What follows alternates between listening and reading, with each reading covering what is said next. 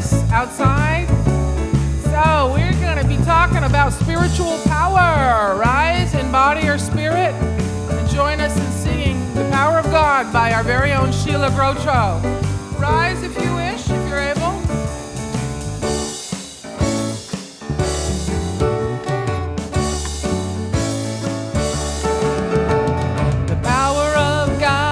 Within me, I know, I know, I know. Power of God is within me. I know, I know, I know. Power of God is within me. I know, I know, I know. The power of God is within me. Yes, I know. Yes. The love of God is within me. I know, I know, I know. The love of God is within me. I know, I know, I know.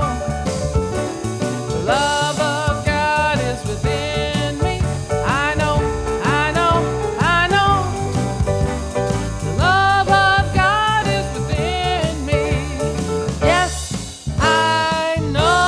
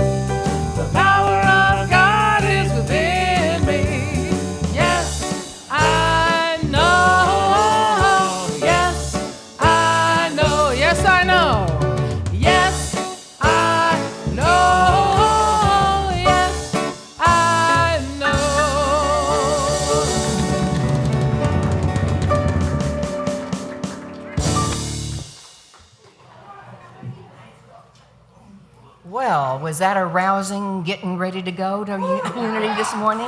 Yes. Thank you, thank you, thank you. Good morning. Good morning. Welcome to Unity Center of Walnut Creek and our Sunday morning service. My name is Linda Stevens, and I'm Bob Hardy, and welcome to our service. And welcome to everybody online. Thank you for being here. Your presence adds so much to our Sunday service. We appreciate you so much. Thank you. We want to greet and bless everyone who's watching at home, and we just kind of did that already. So thank you for being here. Please join me in welcoming our musicians this morning, Lisa and Tyler. Dusty's on bass and Larry's on drums. Thank you for sharing your music and your love and energy with us this morning. Reverend Kristin will deliver today's message titled Healing and Prospering Through Power. Before we begin, I invite you to turn your cell phones to silent or off if you prefer, so that we can enjoy this sacred time together. And as we're doing that, let's take a moment to be grateful for the land our center rests upon. This is Bay Miwok and Ohlone land. And we honor the Bay Miwok and Ohlone people of today and are grateful for those who steward the land before us. We commit to taking care of these sacred lands and grounds and Mother Earth. You're here. And unity is a positive path for spiritual living. Our vision for the world is that we envision a spiritually awakened world where all life thrives in conscious oneness. Our mission is who we've come here to be. And let's say this together. We are a loving, inclusive community, examining and living our dignity in sacred service for all. Our core values are love, connection, service, and wisdom. And if you are with us for the first time, welcome. If you feel comfortable, please raise your hand so we may give you a welcome packet. Great, and hold it up until somebody brings you a packet, please.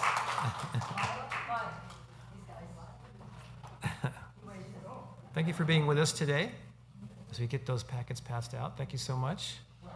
We invite you to visit our bookstore across the patio after the service to receive a welcome gift, and we hope you'll choose to stay and visit after the service. Thank you again for being here. Now, in the packet in front of you, there's the back seat pocket in front of you, there's connection cards. Also, there's connection cards in the newcomer packet. These are just for everyone to fill out if you like. With this card, you can submit a prayer request, and our prayer team will be praying with you throughout the week.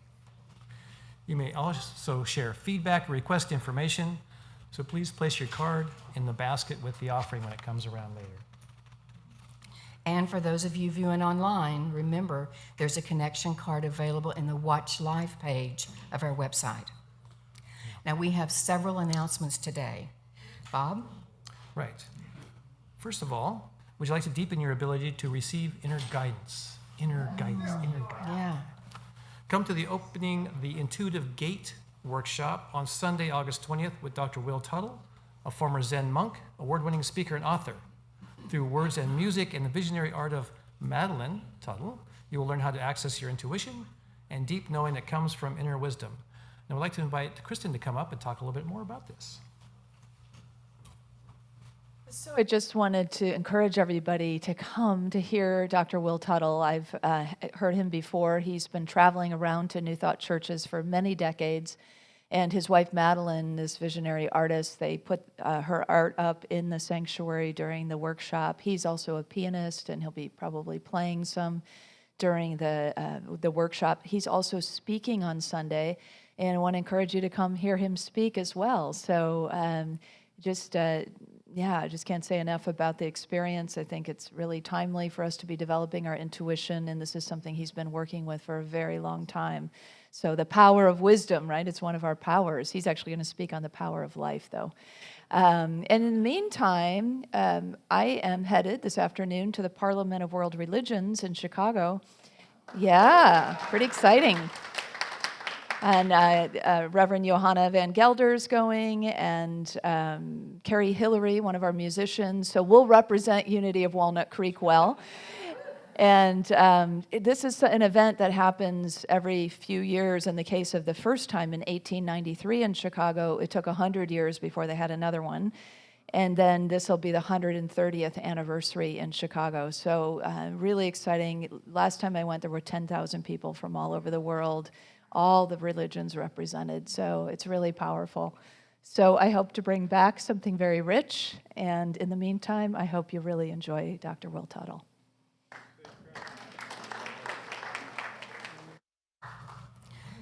Now, mark your calendars for next Sunday. Pardon me? The 27th is after this next Sunday. Well, it's a couple of Sundays from now. Is that 2 Sundays from now? Okay. And at 1 p.m. after this service, we're going to be unveiling the memorial bench for our dear, dear, dear Charlene Wallstrom. All are invited to the special ceremony dedication for Charlene, who was a longtime member here, kind of ran this place for a lot of years. Other people thought they did, but actually Charlene was the one who ran it. And we loved her with all of our hearts. So I encourage you to come and stay with us. Thanks. All right. And also, Unity is raising funds for a new heating and air conditioning unit for the residents that Unity owns. The new unit is 100% electric and better for the environment, energy costs, and home investment. Our first goal is to raise $6,000, and we are just $732 away. At the $6,000 mark, we will receive a half matching, bringing a total raise to $9,000. So we appreciate your participation in this project as you're able to give above and beyond. Please clearly memo your gifts with HVAC and a big thank you. And there is a thermometer in the bookstore that's kind of showing the project progress, etc., if you're interested in that while you're getting your coffee. But we appreciate your participation and contribution. Thank you. Now, what would summer be like without a summer picnic? Well, Don and Danae are here to tell you about it. While Danae makes her way to the platform, I want to remind everyone it is so cool to give to the HVAC. No, it's hot. It's hot. Okay. So we're going to have trivia at the picnic, and so we're going to have a little trivia quiz right now. We're going to see how smart Danae is. But the questions are hard, so I have agreed. We had a little negotiation, and she may use help from her friends in the audience, okay? Now, they're multiple choice, so they're not that hard. Listen carefully and see how many you can get right. And I do have a history of being on game shows, so we're good. Those tapes are hilarious. First question, which of these upcoming events will feature live music with the 360s, dancing, bingo, trivia, cornhole, ladder ball, foosball, a free $100 raffle, hold on, homemade lemonade, delicious desserts, homemade lemonade by our own Linda Rexroad. It's all about the lemonade. Yeah. Delicious desserts, water, soft drinks, and ice. Okay, A, your next tax audit. Or B, Unity Summer Picnic and Games. B! Okay. We got it. They're not all that easy. Second question, what should I bring to the summer picnic and games? A, all of your troubles, worries, and concerns. Or lots of chill energy, your own picnic food, anything you want to grill, and lawn chairs or blankets. A or B? B! Good job, good job. It's a pretty hot crowd. Third question, how much will this incredible event cost me and where can I get a ticket? A, tickets are available on Ticketmaster and they start for $100 and move up from there. Or B, this event is absolutely free. You don't need no ticket, just get on board. B! B, okay. Fourth question, when and where? I'm really sorry. It was last night and you missed it. Or B, next Saturday, 5 p.m. right here. A or B? B! All right, you all get 100. Come to the picnic.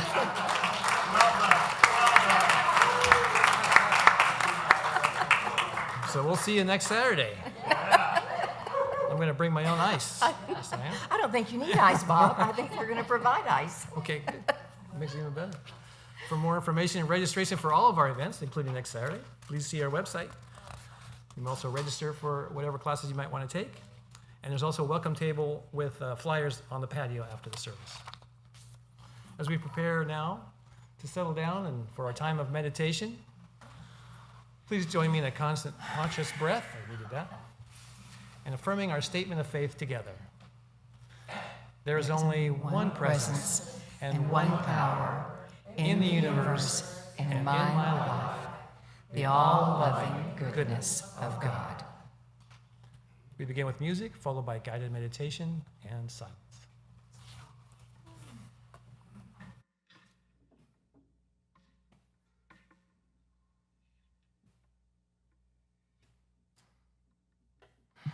All right. Take a deep breath. You can close your eyes if you wish. And always with the meditation song, if you're picking up on it or you know it, you can sing along.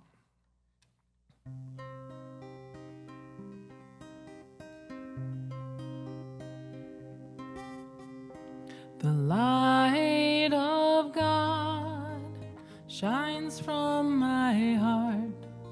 The light of God shines from my hands, 'cause I am a child of God. Yes, I am. Yes, I am. The power of God shines from my heart. The power of God shines from my hands, 'cause I am a child of God. Yes, I am. Yes, I am.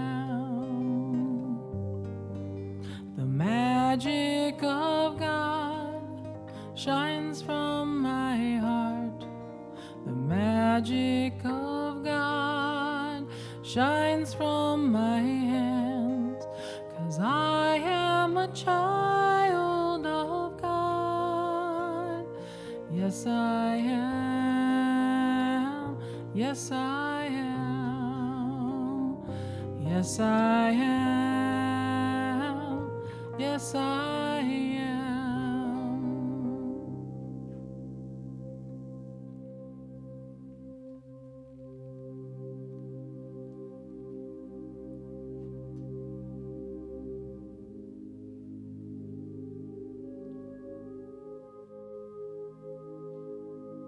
And as we breathe in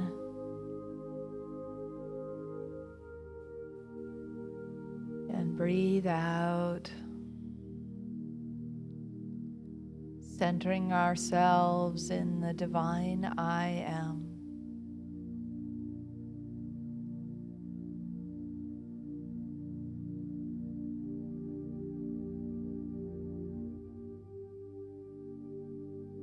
With every breath, letting go and letting God.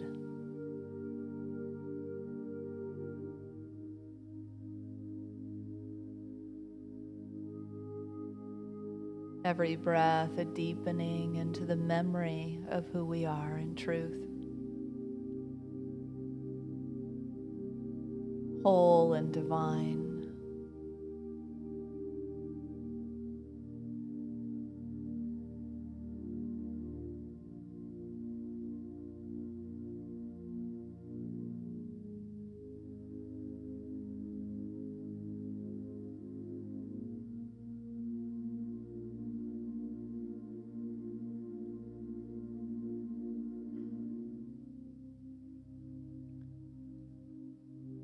Whatever may be going on in our hearts or minds or lives, let's meet it with truth. All my relationships are in harmony. My mind and heart is at peace. I am strong, resilient, filled with faith to meet any challenge that is before me. I am whole and well, healthy and vital.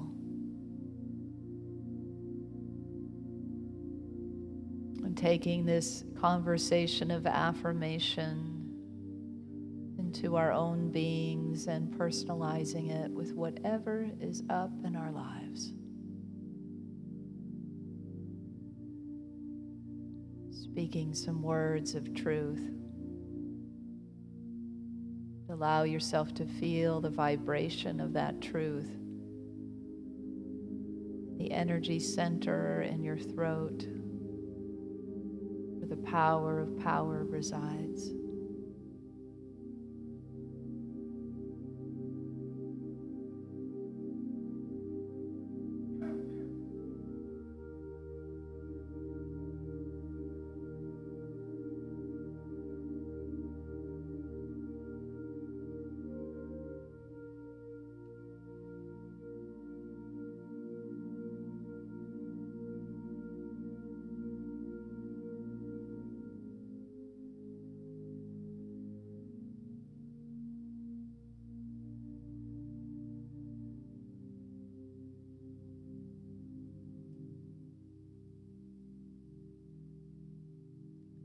Let's move now into our silent time, into the heart of God.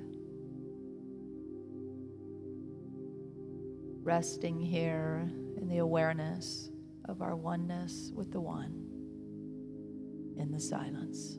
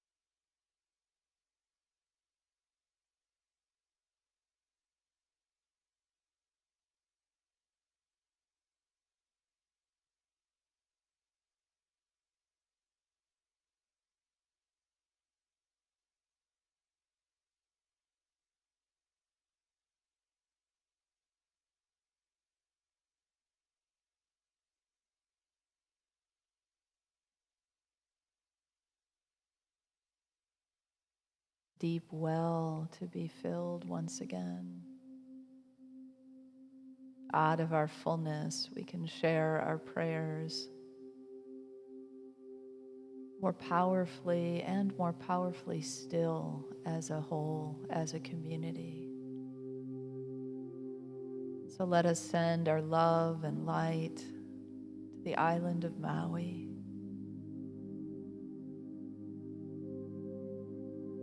See the people and the plants and the animals safe and at peace.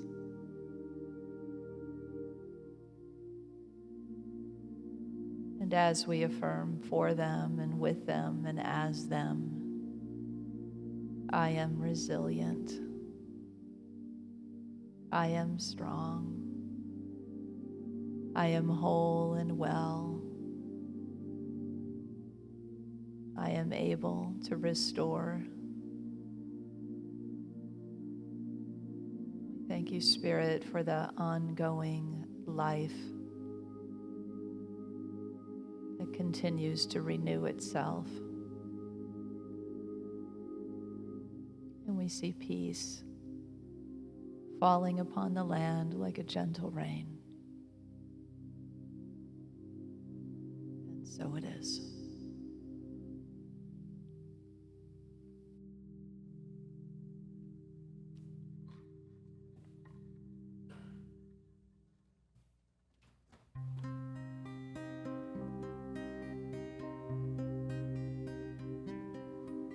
The light of God shines from my heart. The light of God shines from my hands. 'Cause I am a child of God. Yes, I am. Yes, I am.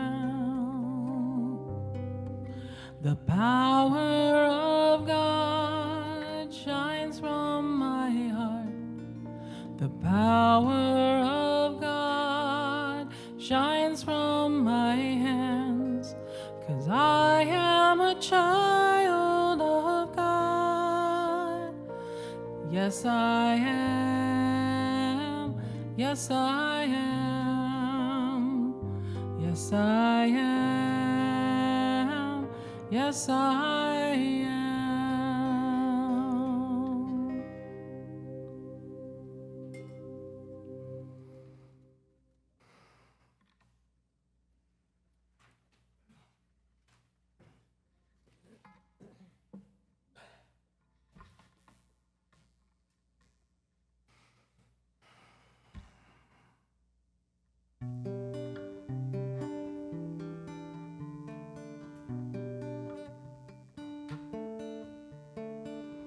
When a step seems too hard to take, every turn feels like a big mistake, makes you wanna close your eyes and hide. Trust yourself, even if you're scared. Don't give up, don't give in to fear. All the strength you need you'll find inside. Open up, spread your wings and rise above the clouds in your mind that blind you to who you really are. Don't waste your time, no one else can live your life. Open up to what you've known all the time. You are more than you are. You are more than you are. Speak your mind, make a statement. Don't hide yourself out in the open. Step into the spotlight and shine. Be the change, fall like a domino, a chain reaction that sets the world aglow. Be amazed at how it falls in line.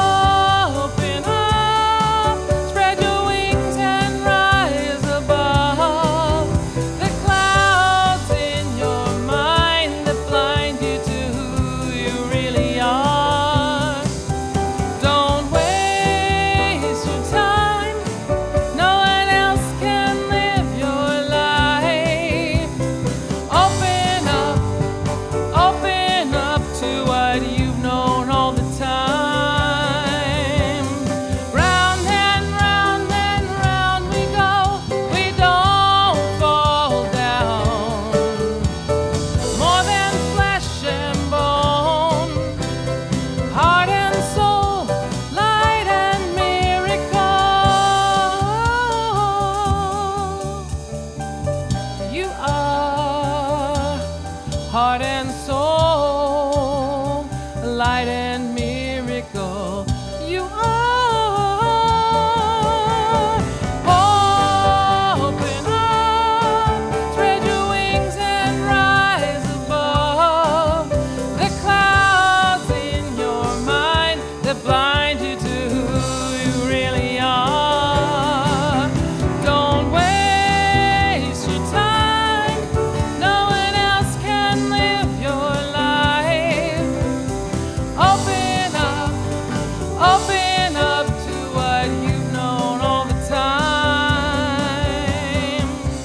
You are more than you are. You are more than you are. You are.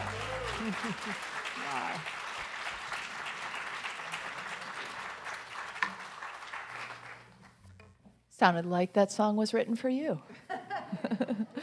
For me, not by me. Good morning. You've multiplied. The law of prosperity is at work here at Unity of Walnut Creek. So the color purple. Have you seen the movie or read the book? How many of you have? Wow, a lot of you. So when I was seeing Barbie in the movie theater, they had previews running, and apparently a new release is coming out of the color purple. I know, kind of exciting, right? So in the original film, Shug and Celie are walking through this beautiful field of purple wildflowers.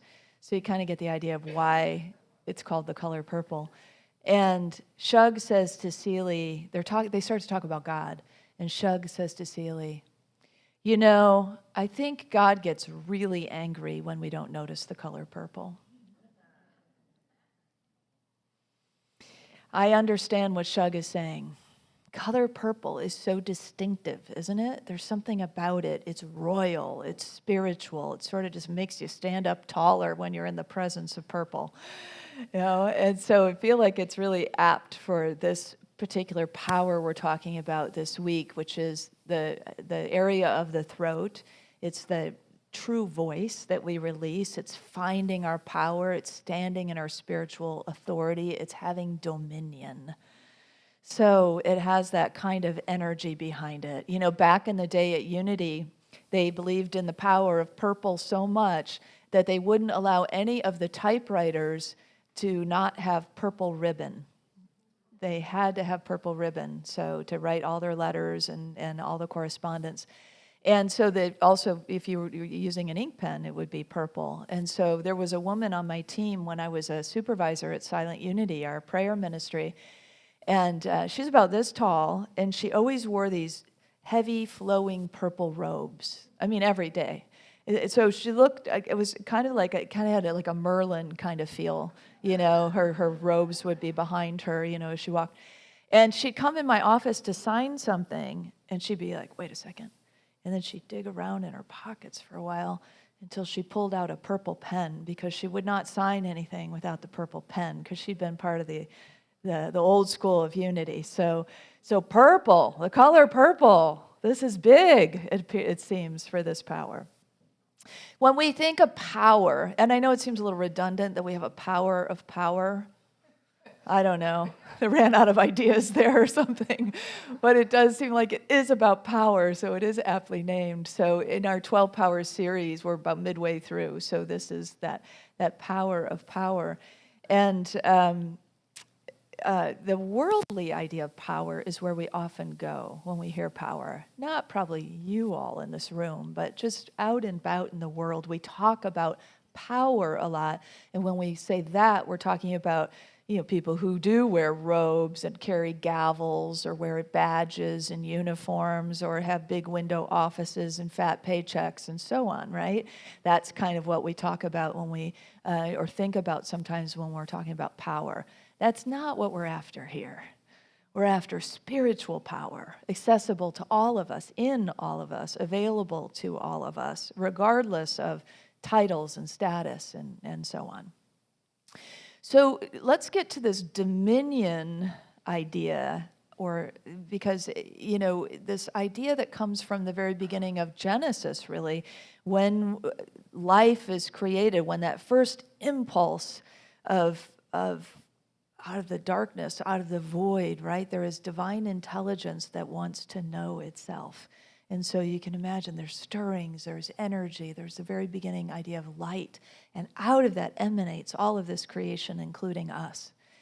And the source of this creation says in Genesis, let us make humankind in our image, according to our likeness, and let them have dominion.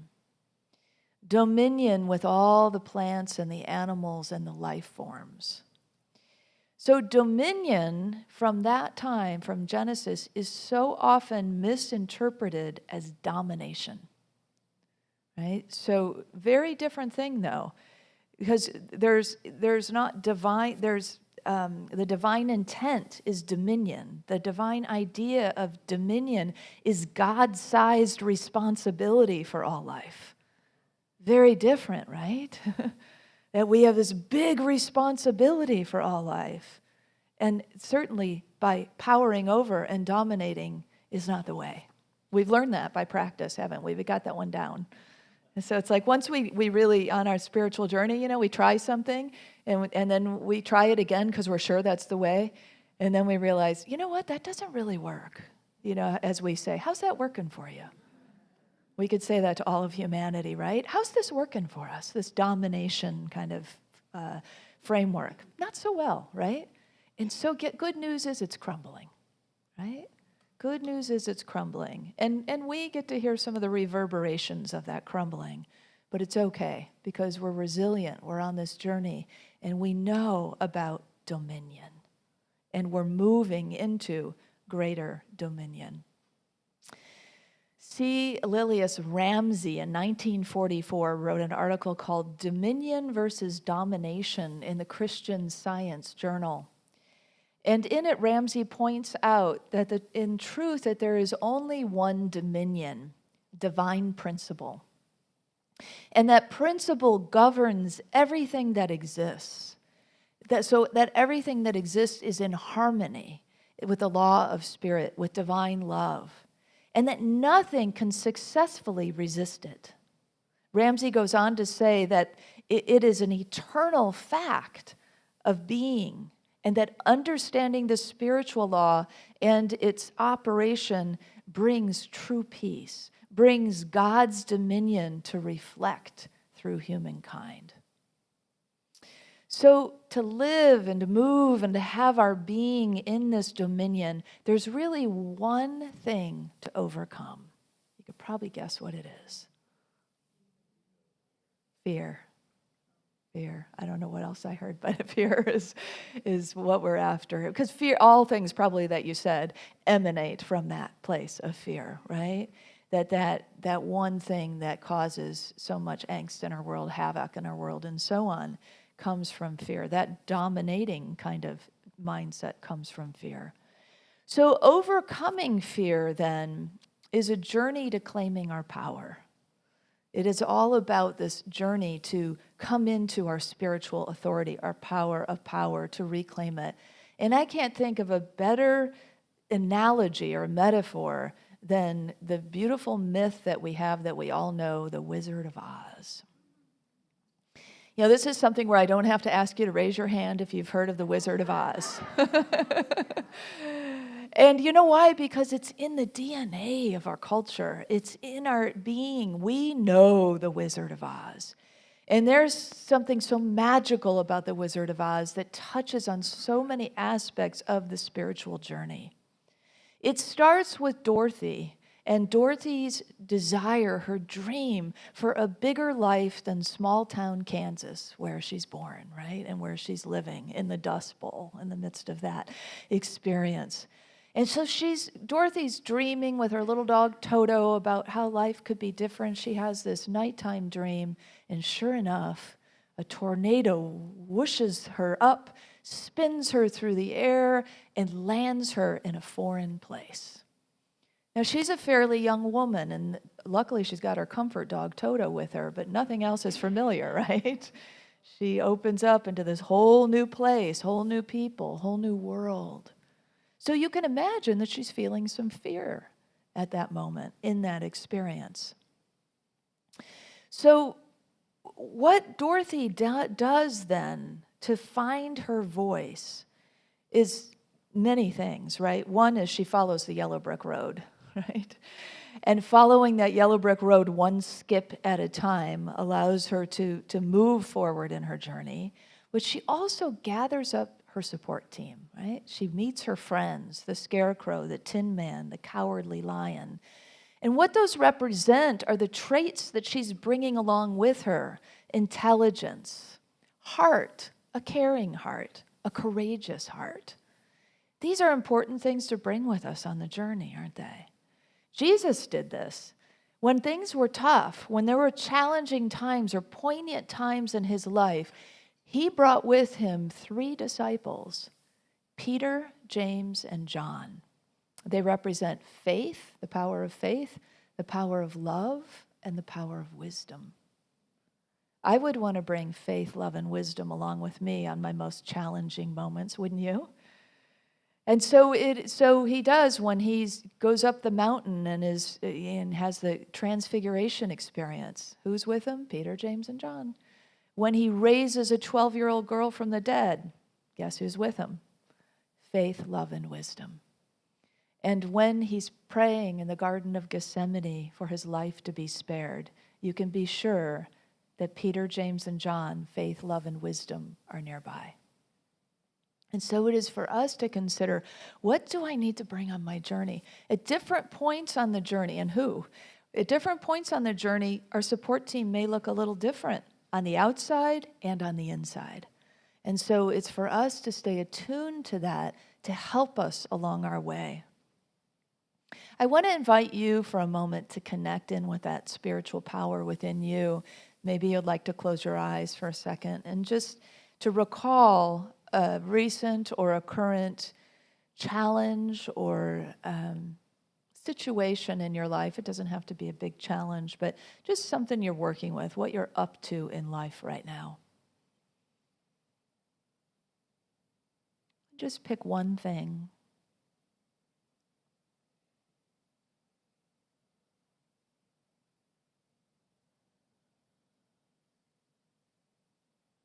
Once you have that situation in mind or condition of life, I invite you to now connect with your innate spiritual power. This is your highest self, your best self.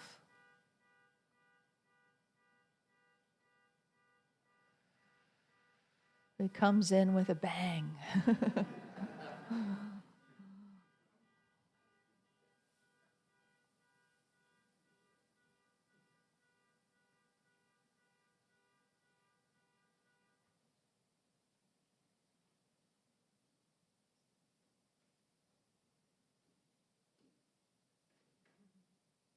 Just allowing yourself to really feel into this power. What does it feel like when I am centered in my power?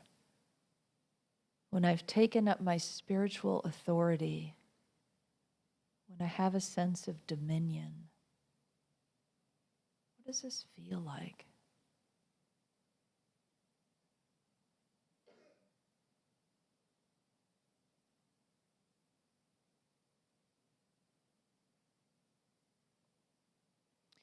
And now if you'll turn toward that situation or condition in your life once again from this perspective,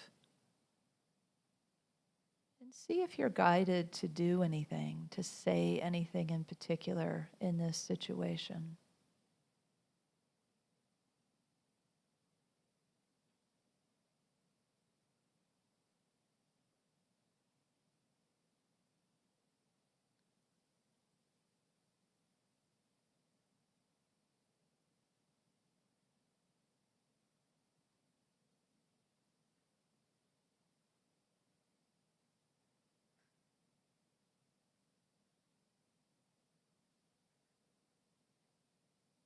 And whether your insight comes now or later, just give thanks in your own way. And open your eyes when you're ready.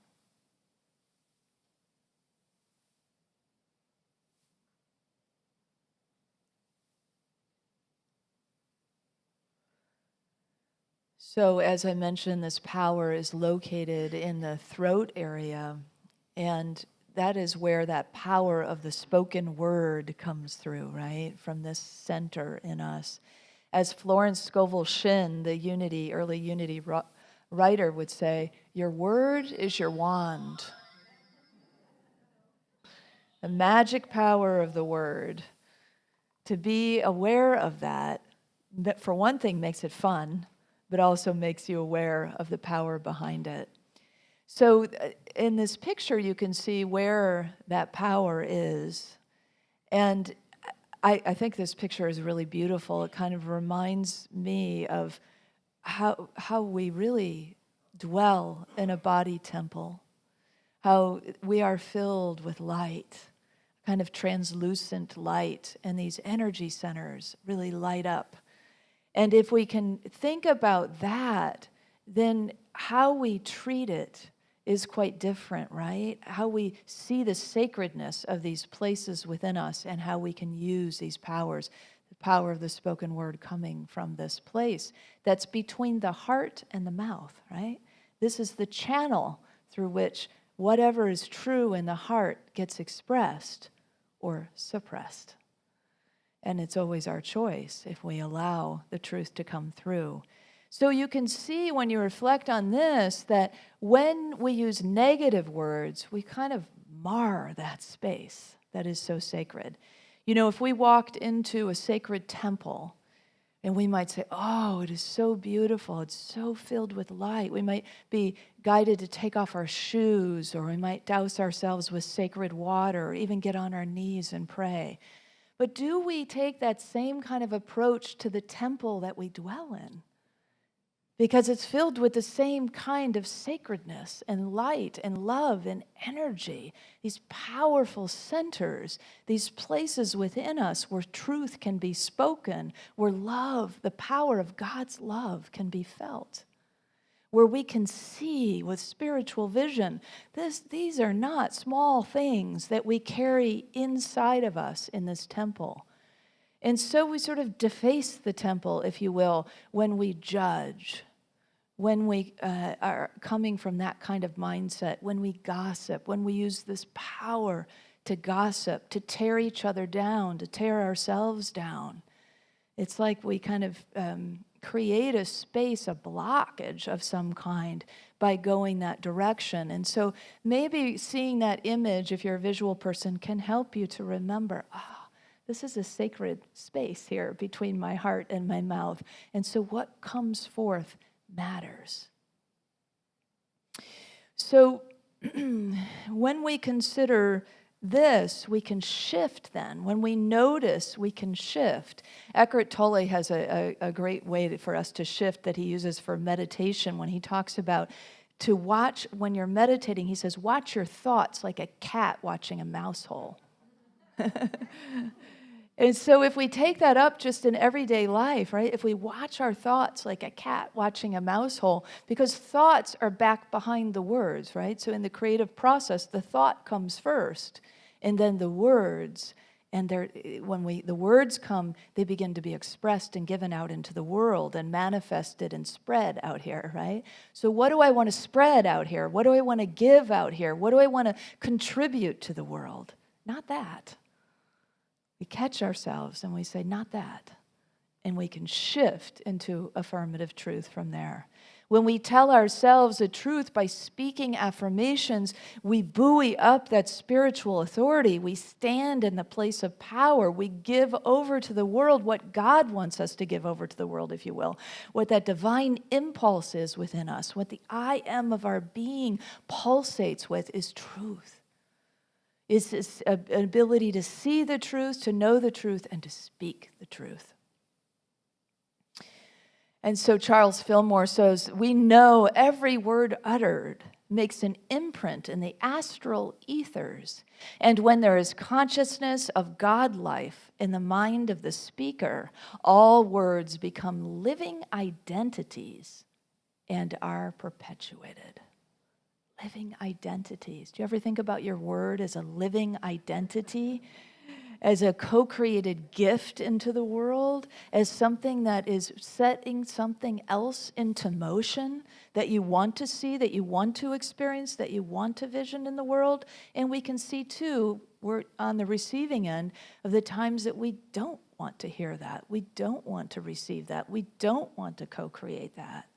And so all we have to do is not push against it so much, just shift and say, okay, let that fall away. Let that dissolve in the light of God's love. It's not really my business. What am I here for? What am I about? That's where I'm putting my energy.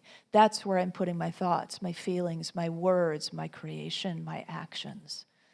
That's the power of power and action. And that's, I think, what we all want to be about. So maintaining the purity of that image of us as a holy vessel, a body temple that holds the light and love of God.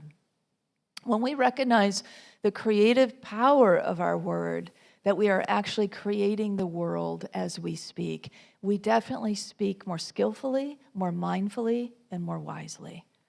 It doesn't mean we're going to speak perfectly. All of a sudden, we're going to master these skills, right? It's skill building. It takes time, right? There are different stages of skill building. At mastery level, we kind of come into this unconscious competence level where we don't even think about it. It's just effortless. But it might be kind of clunky along the way to get there, right? And we have lots of tools in Unity. Compassionate communication, connection practice, really beautiful ways for us to get skillful, to speak the way we really want to speak. The Buddha talked about this, right speech.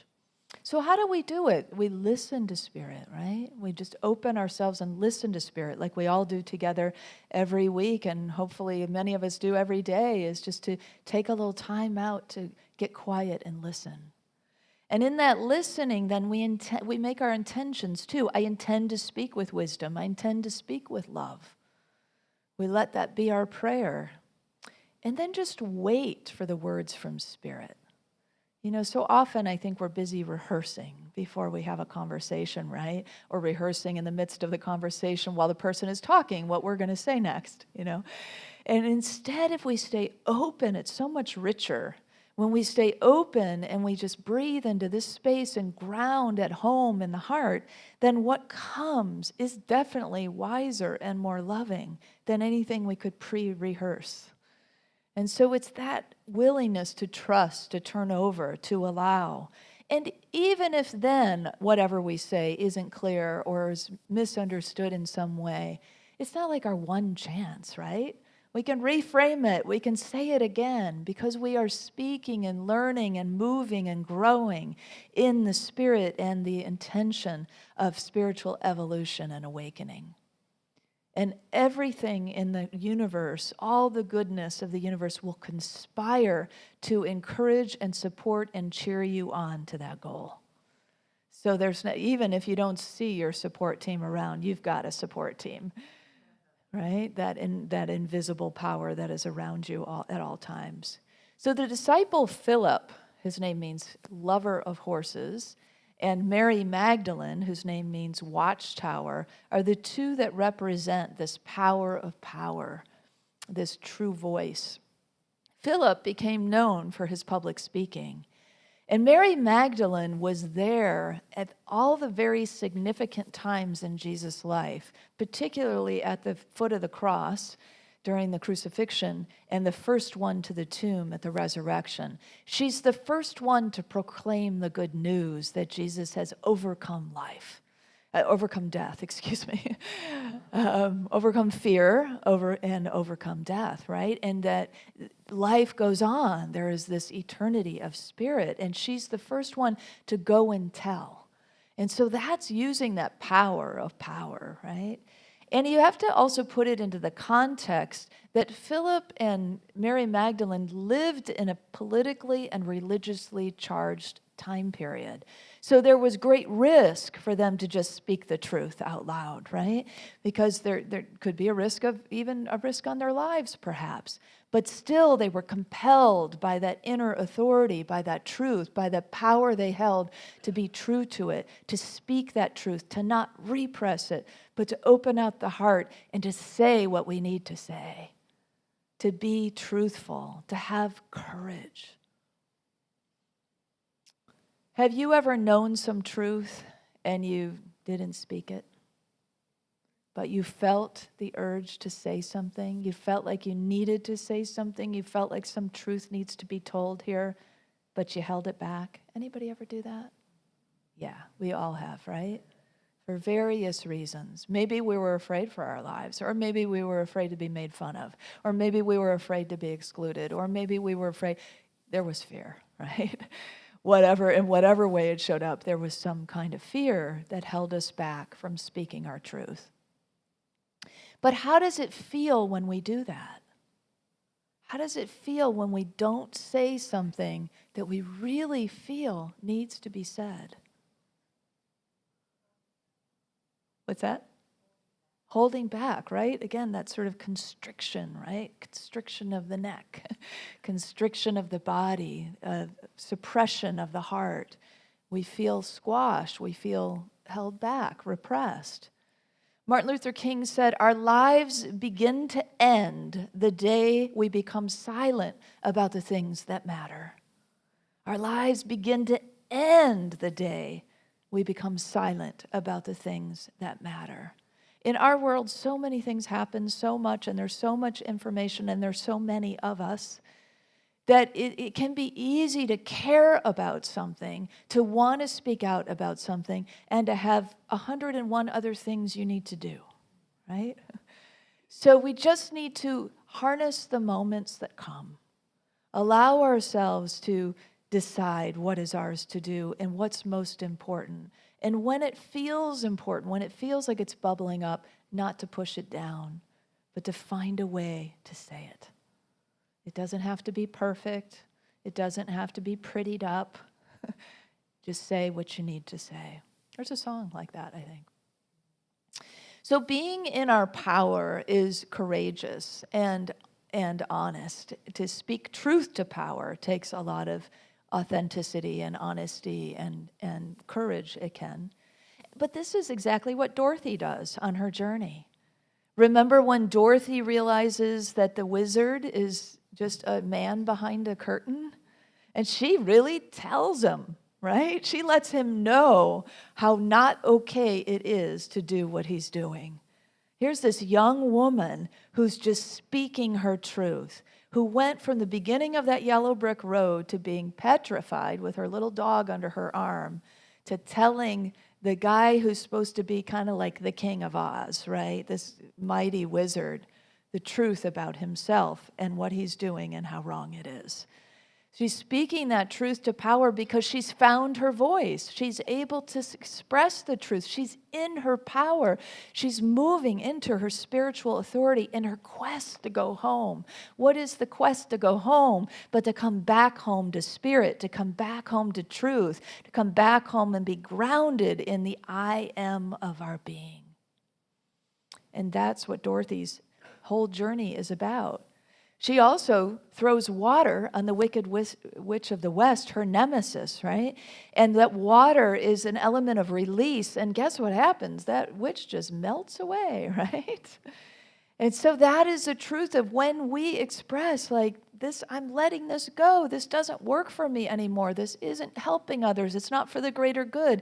And it's like it just melts away.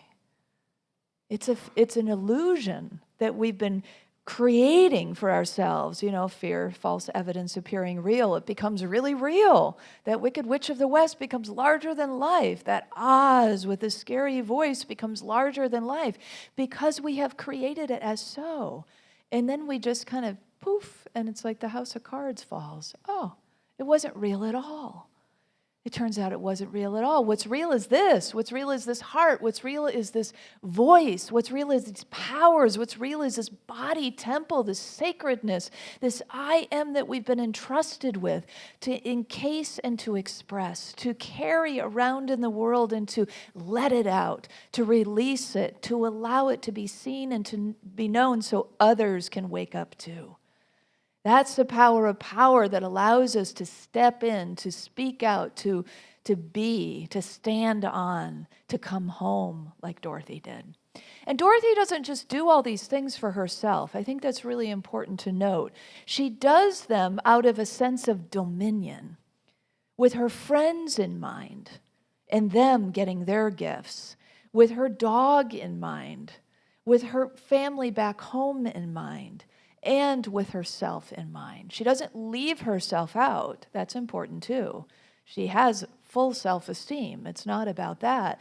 We're there. We're present. We're in the mix of what we care about, what the needs are, what the desires are, what our dreams are. We don't lose those to be in service to others. In fact, it's even more strongly known for us when we are in that place. It's just our kingdom is not that small, or our queendom, right? It's big. We have sovereignty. And we move about that space with a sense of sovereignty. Do you know anybody who moves that way? Can you think about that? Or maybe you are. When you are in that space, there is kind of a movement about the world that feels graceful, that feels sovereign. And when I say sovereign, I don't mean alone. I don't mean without connection. I just mean like a sense of, I feel good in my skin, right?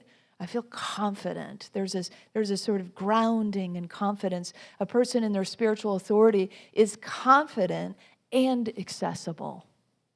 And so you trust them. Inherently, people trust somebody who is in their spiritual authority because they're reliable. They're a reliable source. They're solid because they're solid in who they are, and they're solid in who they are because they're standing on sacred ground of who they are. They get it, right? We get it. When we get it, we have arrived. We're home. And so we can carry that home with us when we have these moments of awakening. And then the moments get strung together, and pretty soon it's where we dwell. Unconscious competence. We are graceful, we are confident, we are sovereign, we are respectful of ourselves, of each other, of all life. We are able to see the divinity in all things. We see past all the stuff. We don't get hung up on all the egoic stuff and the personality things. And Brentley and I were talking this morning about Marshall Rosenberg, who created nonviolent communication and compassionate communication. And he uses these little puppets, and he says, one of the puppets says, "I love you," and the other one says, "When?" And that is a lot of how we move about the world, isn't it? I love you when you are behaving the way I want you to behave. You're saying the things I want you to say. You're doing the things I want you to do. But that's not divine love. Divine love says it's without conditions. Divine power says this is the truth. Know the truth. Speak the truth. Act from the truth. And everything will flow from there. You will truly become a co-creator of life when you light up this power. And so, let's look at Charles Fillmore one more time, because this is such a delicious quote. Anyone who develops sufficient spiritual power may enter the book of life within the cosmic mind and read of its pages. This guy had almost no school education. I don't know, maybe he made it to 9th grade. I can't remember. I don't think he made it that far. But some of the things that Charles Fillmore comes up with, he was in spiritual authority. His power of power was lit up. To enter into the cosmic mind and to be able to read of the book of life is what happens when we are in this power, is what happens when we're standing in our spiritual authority. Maybe you've seen the cover of the book of life, or maybe you've seen a couple of the chapter titles here and there, or a couple of quotes. And so the idea is that we're not done yet, right? The divine is not done with us yet. And so every day is an opportunity to read more, to see more, to know more, to open up to more, so we can really, truly write the book of life together. That's pretty exciting stuff. So the fullness of your divinity awaits as you step into this power, especially this one, because it is the pathway that will help you to that co-creative power of the word and dominion and spiritual authority. So let's show up that way, and all life around us will thrive because of it, because we will be the living, breathing, walking light and love of God. Sound good? All right, well, let's take up our magic wand then and speak the word. Let's say our affirmation together. I speak and act with spiritual authority, and so it is. You're welcome to use the wand today if you'd like. It's very fun. In fact, I think I'm going to pass it around because it's so much fun.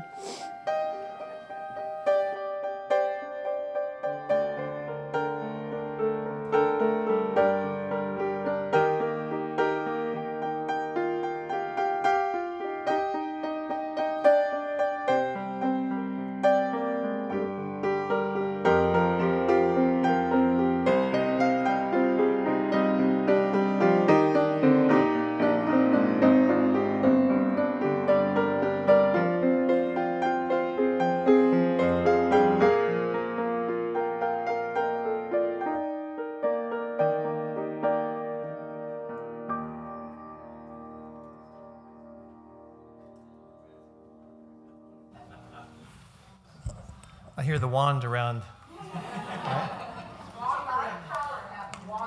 Wandering. The wand is wandering. Love the wand. Thank you for the wand. It was a great piece. And the epic story of us and the tie-in of all the divine power that we have to help us fulfill those dreams that we have. And the metaphors behind the story of the Wizard of Oz and her journey is our journey in a lot of ways. Just very powerful. And it took me in a lot of different directions. But thank you so much for your powerful message today. Appreciate it. That power. Our prayer chaplains are available after service to offer that precious prayer support for you. If you're a prayer chaplain today serving as such, would you please stand? Our prayer chaplains are the ones that wear the lavender stoles. And there's nothing like praying with one of our chaplains. Sorry. To have your prayers raised up in consciousness. Whether you have a joy or concern in your heart today, praying with our prayer chaplains is a powerful opportunity to have your intentions raised up in consciousness. Now let's open our hearts to the practice of giving. Yes, Susan, you're excited. Okay. I invite you to prepare your gifts as we align with the universal law of circulation, which is, as we give, shall we receive. And in truth, we already know there's no lack and there's no limitation. Abundance is already our true nature. And for your convenience, there are a variety of ways to give financially to this community. In addition to cash or checks, you can download the Give app or scan the QR code in the back of the yellow card, which is in the back seat of your chair, or set up bill pay through your banks. There are different options. And those of you at home may click on the donate button on the Watch Live page. That's actually fun to do. It's a If you've never demonstration. done that before, give it a shot one of these days. It's really fun to go hit that button I'll that use says my donate. magic wand, on that donate button. All right. All right, now I invite you to take your tithes and your offering in your hand. Susan, as we affirm our affirmation together. Susan's got me going over here, sorry. Okay, together. Divine love, one with me, blesses and multiplies all that I am, all that I have, all that I give, and that all I receive. I am joy-filled and grateful. Thank you for being here today.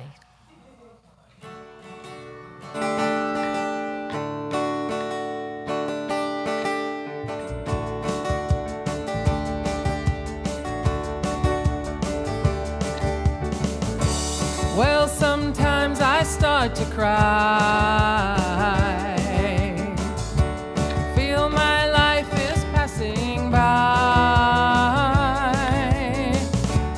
and I don't know where to go. I can't stand to move so slow. Just when I think I can't go on, never see the light of dawn. What's that glowing in the sky?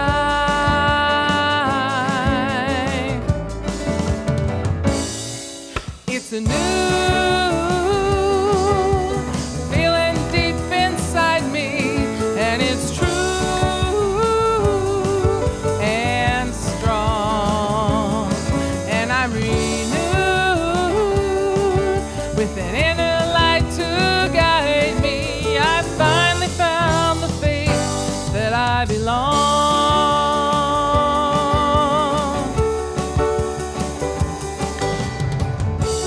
Oh, then I get so inspired, like my heart is set on fire. I was searching for the key. It's right there inside of me. Walk through the dark anxieties, shake off the insecurities, and step into a light that's true.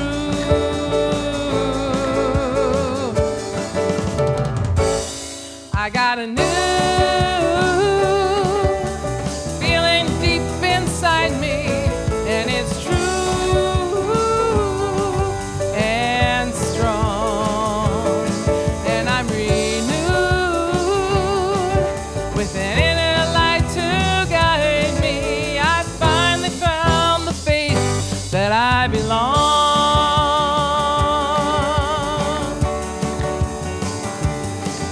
And oh, what a feeling inside me when I feel the heartbeat of every soul. And oh, there's a fire glowing. I can open up and come in from the cold.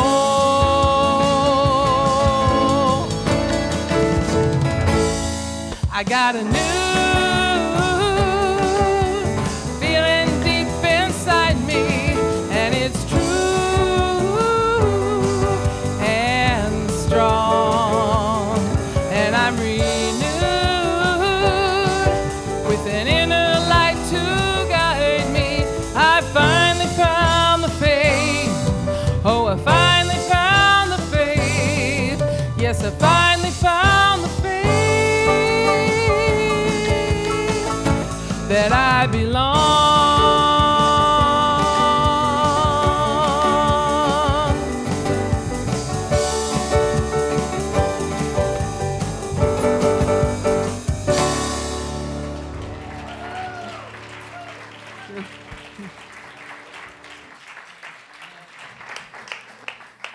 Thank you, thank you. Oh, there's the sound of the wand. Still going.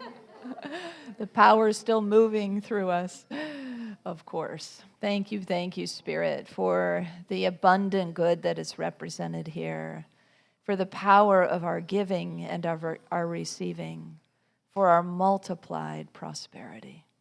Let's speak it together. We give thanks for the ever-increasing, constant flow of absolute good in our lives now. So it is. Here come the kids. We are a circle of love. We are a circle of light. Come join the circle of love. Come join the circle of light.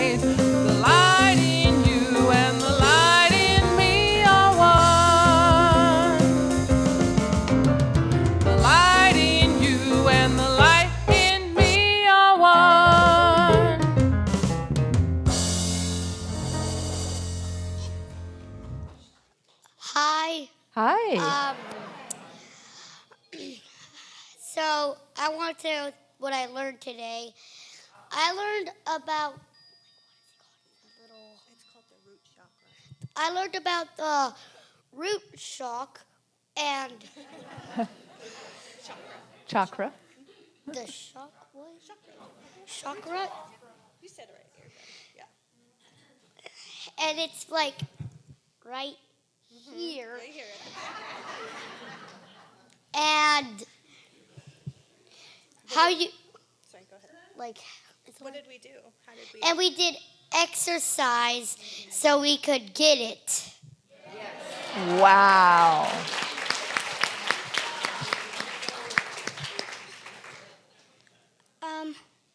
So what do I say? You don't have to say anything. Yeah. It's